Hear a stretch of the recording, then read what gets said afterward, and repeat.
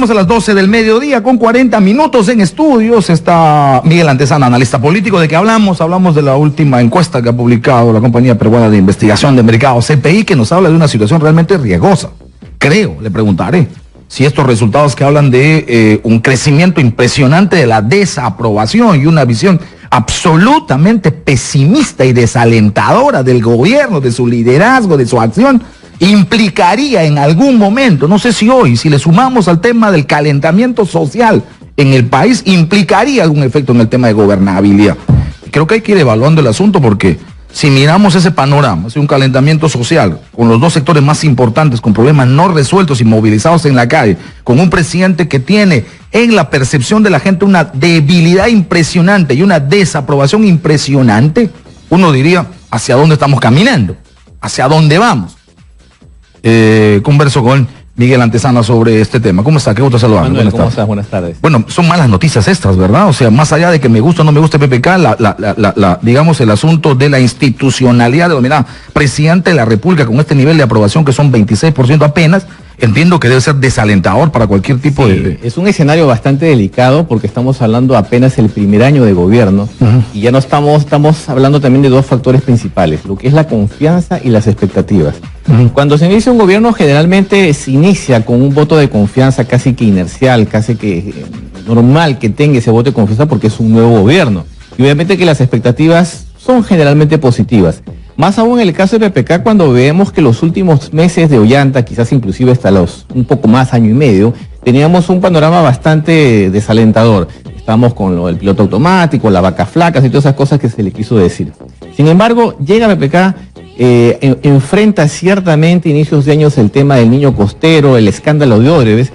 Sin embargo, hemos visto que no ha logrado despegar el tema, sobre todo la parte económica, que es quizás el tema más sensible que tiene la población. Lo cual es sorprendente. Lo cual es sorprendente porque tenemos un equipo de economistas mayoritariamente en el gobierno. Entonces, recordemos también este es un gobierno de los economistas y es increíble que nos vaya mal en la economía. Exactamente. Y veamos también, seamos justos, que los primeros 2-3 meses se trataron con el tema de la delegación de funciones legislativas hasta el Congreso, el programa de destrave, los decretos, toda una batería de cosas que se hicieron.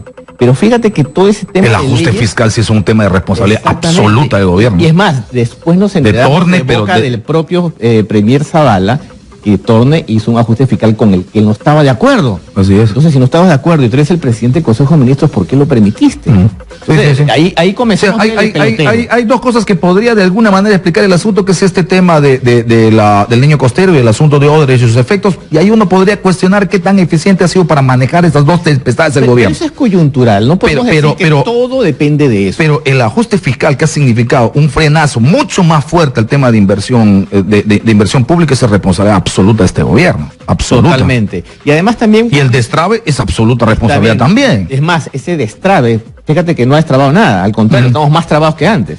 Entonces, esto es muy peligroso porque además también vemos otro factor, el tema de la gente, de los equipos. Estamos hablando que el líder de este gobierno, el presidente de la República, tiene un bajo nivel de aprobación, un bajo nivel de confianza, que las expectativas son muy, muy bajas. ¿Qué podemos esperar del equipo que lo acompaña? Porque pudiera darse la situación de que, ok, PPK tiene un estilo bastante neutro, bastante lento. Sin embargo, si tenemos un equipo dinámico que actúa, que hace cambios, pero no hemos visto eso. De hecho, los pocos cambios que se han dado en el gabinete han sido enroques. Han sido que pasaba una ministra de un lado para otro. Hemos hablado, por ejemplo, de un caso extremo de un ministro de Cultura que va a ser ministro de la Defensa, y no sé qué tiene que ver la cultura con la defensa. Sin embargo, yo creo que la gente y además los inversionistas, además, tanto nacionales como extranjeros, esto lo ven también con bastante recelo, porque no están viendo alguna medida que anime a invertir, anime a apostar, sobre todo en sectores que son vitales, como por ejemplo la minería, que la tenemos detenida ya hace varios años. Claro, cualquier empresario tendría que decir, si al primer año de gobierno tenemos este nivel tan bajísimo de aprobación, ¿qué pasará el próximo año? Exacto. Y las inversiones no vienen para 3 meses. Por lo menos las más importantes vienen pensando en 5, 7, 8, 10 o 15 años. Y cuando uno ve una condición política, social de este tipo, dice, mejor evalúo. Y mejor me retraigo, y mejor busco otro escenario, qué sé yo, Chile, qué sé yo, Argentina, qué sé yo, Colombia, y por supuesto digo, le doy una cintureada a Perú, que probablemente sea un país que aún mantenga niveles interesantes, digamos, de credibilidad en el sector empresarial internacional. Pero estas cosas complican, ¿no? Sin embargo, también ahí viene otro factor, el tema de la gobernabilidad. Cuando estamos hablando de gobernabilidad, estamos hablando de los poderes del Estado y tenemos un poder ejecutivo que ya dijimos que está debilitado, un poder legislativo que es completamente contrario, que es oposición al gobierno y es una posición férrea, que no desaprovecha ninguna oportunidad para lanzarse y para bajarse un ministro o para atacar al gobierno, con todas las justificadas, digamos, razones políticas. Y tiene suerte. Más aún cuando estamos frente a un proceso electoral muy cercano. Entonces, ese factor, esa combinación de la confianza y expectativas, del liderazgo que no se encuentra en el Ejecutivo y la gobernabilidad que está representada por la oposición y el gobierno, fíjate que ese es un cóctel bastante peligroso. Fuerte. Y si le añades lo que tú mencionaste al inicio, el tema de los conflictos sociales, las huelgas, cosas que no se resuelven. Por ejemplo, ¿cómo podemos permitir que ya vayamos 2 meses de huelga los maestros, que haya una cantidad de niños muy importante que puede perder el año escolar, cuando uno precisamente de los elementos que PPK en campaña dijo era el tema de la educación, de la revolución social? Exactamente. Pero mire, y yo digo cómo se desperdician extraordinarias oportunidades porque no hay manejo político. En el sector educación y en el sector salud, los dos sectores sociales más importantes, hoy en conflicto y tomando calles, hay una solución a su demanda que rebasa absolutamente el Poder Ejecutivo. Y con una buena muñeca, PPK lo que debería hacer es convocar a esos sectores sociales en conflicto hoy y convocar al legislativo. Porque cuando el maestro dice, señor, yo quiero que me pongas un calendario que en el 2021 yo gane 4.040 soles, está diciendo que eso pasa por aprobación del Congreso de la República en el presupuesto general de la República. Eso pasa por una respuesta de Estado. Alguien inteligente, medianamente con muñeca política diría, perfecto, vamos respondiendo a las demandas sociales más importantes del país como Estado. Y entonces respondo, yo gobierno, pero responde tú legislativo también. Y siéntate conmigo porque este es un tema que pasa por plata. Y si pasa por plata, pasa por presupuesto. Y si pasa por presupuesto, pasa por mí y pasa por ti. Y ahí pasa el elemento que tú acabas de mencionarlo, la muñeca política que tampoco la tiene. PPK no tiene operadores políticos, tiene un equipo técnico, tecnócrata, pero no tiene ese manejo político para hacerlo. De hecho, a mí me asombra muchísimo y me parece un gran error de que PPK se ponga directamente a conversar con los maestros. ¿Para qué tienes un equipo? ¿Para qué tienes negociadores? Claro, ya sabemos. No, ¿y para qué le pones a la ministra 48 horas antes de anunciar el diálogo con un garrote diciendo te voy a descontar y te voy a votar? O sea, ¿cómo entiendes esa estrategia? El domingo, la ministra y el ministro, o sea, de Educación y el Interior dicen, estos son de Movadef. O sea, uno ya sabe lo que se viene, ¿verdad? Si son de Movadef y va a haber un seguimiento y por donde los voten diablo. Segundo, si sigues faltando, te descuento. Tercero, si falta 3 días consecutivos, te voto. Eso es poner autoridad. Digamos, eso pero muy tarde, pero muy tarde. Pero 48 horas después, PPK dice, los espero para resolver el problema. Entonces, ¿en qué queda eso? ¿Cuál es la estrategia? Fíjate que esa movida de decir... A Dios rogando y con el mazo dando, será, ¿no? Que tenemos profesores, entre comillas, que están fuera de la ley, que de hecho los hay, porque cuando comenzaron a atracar los caminos, inclusive dañaron los rieles del tren a Machu Picchu y otra serie de elementos, ahí en ese momento, inmediatamente cuando sucedía eso, ha debido intervenir el Ministerio del Interior y con ese discurso de repente, que hay gente bombardera, infiltrada, lo que sea, y hacer presente la autoridad, ejercer la autoridad. Claro, Sin embargo, pasaron muchos días. Más de 50. Pasó. Entonces, fíjate frente a qué estamos. Nuevamente otro elemento que debilita la autoridad, debilita el liderazgo. Y el equipo de PPK ya también, entonces, ya nadie le cree. Si tú le dices a los maestros nuevos, va de nuevo a la ministra a negociar, ¿qué crees que van a responder los maestros? Van a decir que no. ¿Qué pasa con el sector salud? Y fíjate que también caemos en una situación repetitiva, se está volviendo una constante. Sectores que no confían en el gobierno, sectores que no confían en el negociador o en el interlocutor. La ministra de Salud también está bastante desprestigiada, bastante desgastada. Y esta situación se sabía desde hace 2 meses. Hace 2 meses esta situación estaba latente y no se tomaron medidas. Cuando se dijo que iba a haber un cambio de ministro, la gente decía, bueno, cambiarán los sectores más álgicos, los sectores que se necesitan más, entre ellos salud. Y fíjate que no lo hubo. Hubo un enroque, hubo un cambio de sillas. ¿Qué podemos esperar si ahora, de alguna manera, supongamos que la oposición en el Congreso comienza a presionar para que de verdad se den estos cambios en el Congreso, en el gabinete ejecutivo? ¿Qué va a hacer PPK? Es más, ¿qué va a hacer con estas cifras tan bajas que, entre otras las cosas interesantes en esta encuesta que acaba de salir, Le preguntaron a la gente si usted escuchó el discurso. Y creo que el 70 y pico por ciento dijo que no tenía idea. No le interesó. Otro signo de que no tenía ninguna confianza, ninguna expectativa de escuchar algo distinto. Ahora, a mí me llama la atención ese 64.4% que dice literalmente que este gobierno no ha hecho obra alguna. O sea, le dicen, ¿alguna obra? No, ninguna. ¿Alguna? Ninguna. Entonces ahí te plantean dos cosas. O es verdad que este año la hemos perdido, no hay nada que destacar, o es un asunto de comunicación que este gobierno tiene una incapacidad impresionante de comunicar lo poco bueno que ha hecho en estos últimos 365 días. Porque que haya casi 65% que diga, este no hizo nada, es evidentemente una respuesta muy fuerte, ¿no? Yo creo que son una combinación de los dos. Y la gente es bastante directa y percibe lo que está sucediendo. Para que una persona, por ejemplo, vamos a un caso extremo, vamos a Piura y preguntar a la gente qué ha hecho el gobierno por ti. Y te van a decir exactamente lo mismo, no ha hecho nada. ¿Por qué? Porque la gente de Piura va a ver entonces que les restauren toda la viabilidad, que restauren los servicios públicos mínimos, y todavía no ha sucedido. Estamos esperando que se anuncie el famoso plan de reconstrucción y todavía no se da. ¿Qué tenemos que esperar? ¿Que comiencen las lluvias nuevamente? ¿Que terminemos el año con el... Que estamos hablando del principio de año, del próximo año. O sea, nos queda este tramo. Entonces, nos queda este tramo para prepararnos al nuevo niño. Porque llega enero, comienzan las lluvias, este nuevo niño, suponte, y dice, no podemos reconstruir porque estamos ya entramos en el nuevo fenómeno del niño. Entonces, ¿para cuándo? Entonces, fíjate que este es un proceso, un círculo vicioso, una situación bastante peligrosa, como te decía, para el tema de las expectativas y también para la gobernabilidad. Ojalá que el gobierno comience a escuchar, porque pareciera que tampoco escucha. Pareciera que hay tantas voces, y no es que, como tú dijiste al inicio, no hay que ser opositor del gobierno para hacerle notar que está cayendo en una serie de errores repetitivos. Son constantes. No es que uno está inventándose cosas. Estamos hablando de lo mismo desde comienzos de año. Sí.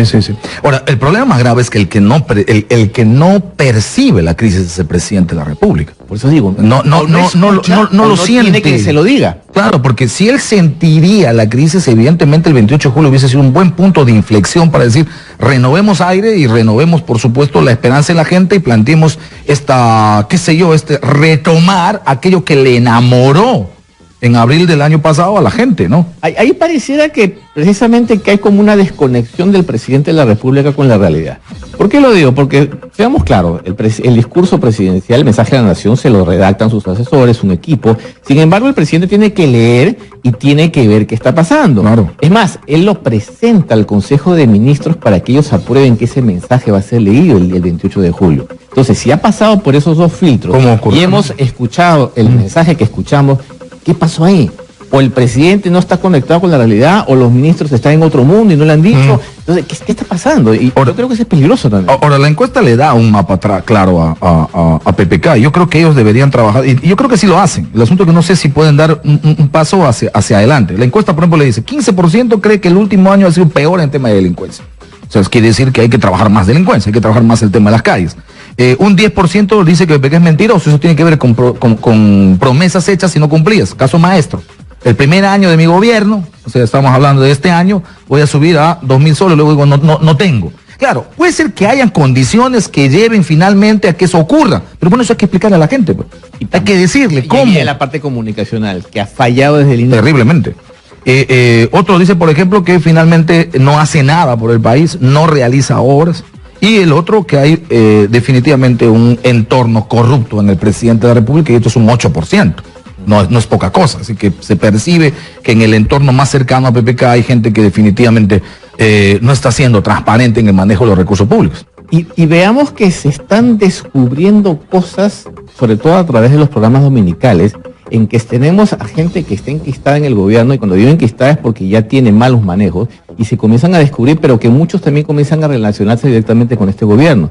Y eso también entonces juega en contra, que también otro de los elementos o los mensajes clave de su campaña fue el tema de la lucha contra la corrupción. Entonces, si no hay lucha anticorrupción, si no ha habido, es más, si tenemos a un Moreno que todavía no sabemos qué ha pasado con este señor. O tienes a una Molinelli que le pones en el recambio, porque no es que no es que Molinelli sea culpable o no. No es que Molinelli haya metido la mano o no es que Molinelli esté involucrado, implicado, o sea responsable de actos de corrupción, porque ese es un tema que se definirá, si se define entre Contraloría, Ministerio Público y Poder Judicial. Pero yo, gobierno, tengo que entender las lecturas que la gente tiene de la realidad. Y finalmente, para bien o para mal, con justicia o con injusticia, la lectura era que un elemento complicado en el asunto de la relación con Cultura ha sido Molinelli. La lección que tengo que aprender es no le pongo a Molinelli, porque si la pongo, quienes han leído, mal o bien, que ella es, en todo caso, parte aparentemente de un tema del lobby, lo que van a decir es Pepe que está con el lobby porque la está corroborando. De hecho, es una tremenda provocación. Y fíjate que la lectura que el gobierno dio fue el aislado técnico. Es una funcionaria que tiene 18 años en el sector público, que sabe, y puede que sea cierto. No lo pero de eso debe haber como 50, los otros que tengo que buscar a alguien que esté limpio. Exactamente. Y cuando digo limpio, no necesariamente que esté sucia, sino que esté limpio pues ante la expectativa de la gente. Pero la lectura política era precisamente lo que tú dijiste. No, ella estuvo metida en el caso de la adenda contra Uguasi. Ella estuvo en este caso. Entonces, políticamente, además de un Congreso que estuvo completamente en contra de esta adenda del contrato, estuvo a punto de censurar al ministro. Recordemos que Vizcarra él se fue para que no llegara la censura y que también esta señora fue nombrada por la Contraloría, independientemente que fue con Alarcón y todo este caso que ya lo conocemos.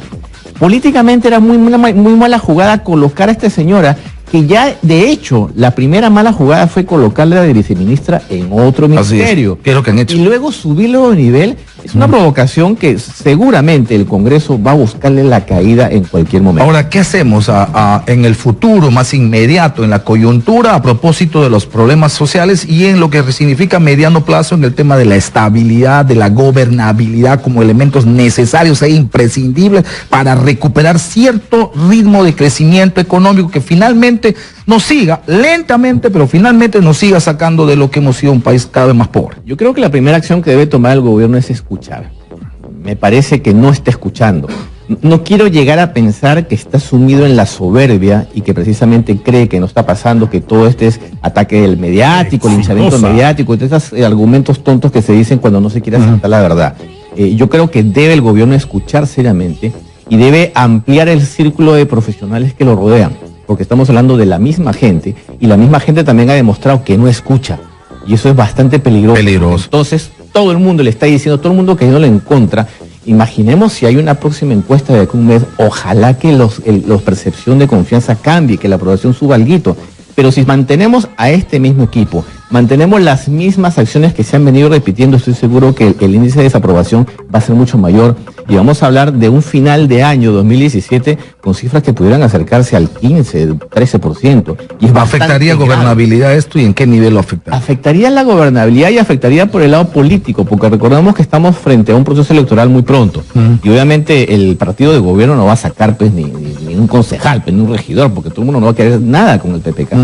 Seguramente va a aprovechar la Fuerza Popular para toda esta coyuntura, aprovecharla y ponerse en vitrina y obviamente ver como que son los salvadores de la patria.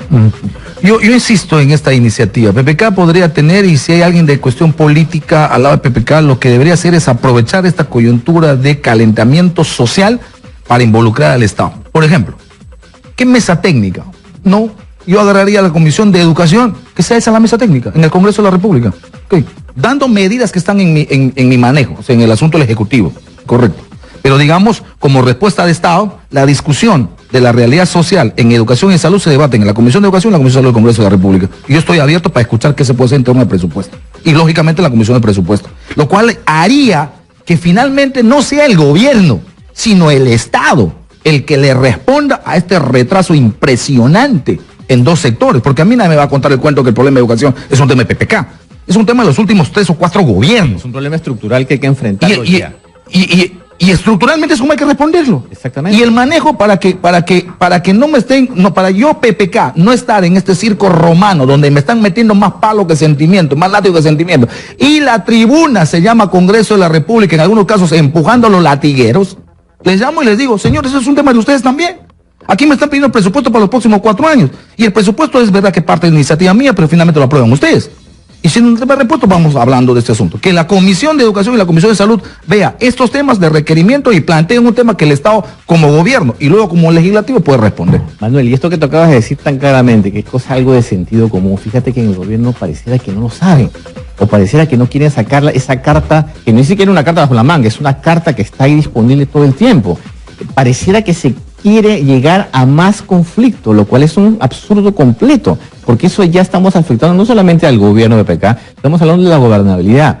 Y tengamos claro que cuando este tipo de situaciones de conflictos sociales, de descontento, Exitosa. de pesimismo, cuando aparece esto, comienzan a aparecer focos revoltosos, focos en los Andes peruanos sobre todo, porque allí es donde la gente siente más la pegada que no los están atendiendo. Así es. Aquí en Lima, porque quizás conocemos con mayor detalle lo que pasa, pero en el interior del país no. En el interior del país simplemente esperan la respuesta del gobierno y no está llegando. ¿Y qué es lo peligroso? Que no se dan cuenta la clase política actual y la representación política en el Congreso de la República.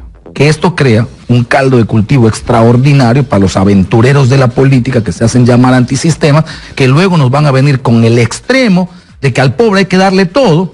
Caso de los 80 hay un populismo impresionante, los pobres son todos, caso Venezuela, que hoy por supuesto está que sencillamente rampa en el piso porque no puede otra cosa, y discursos absolutamente populistas, nacionalistas, que significaría, sí, pues no está pagando impuesto LAN, ok, hay que ver cómo hacemos, pero estos van a venir a decir, hay que botarle a patadas a LAN, y hay que privatizar, o hay que estatizar la cuestión hay que tener una empresa pública en el tema de la aviación comercial.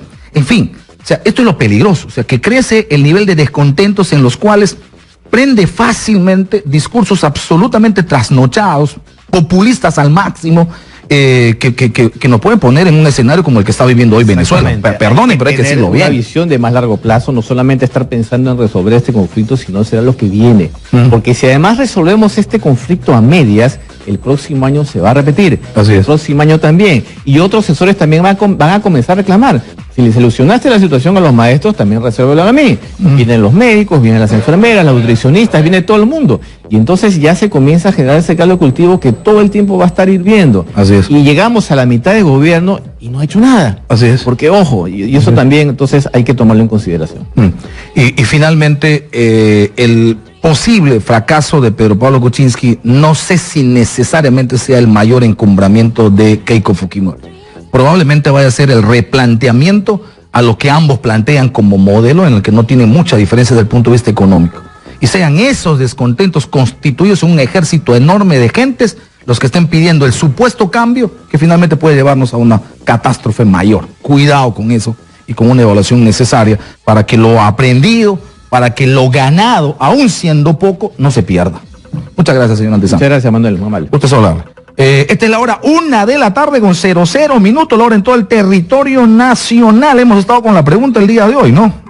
Vamos a ver si en los próximos minutos, por supuesto, podemos dar cuenta de lo que nos han ido señalando nuestros oyentes. Vamos a ir a la pausa y retornamos. Estamos en Radio Exitosa.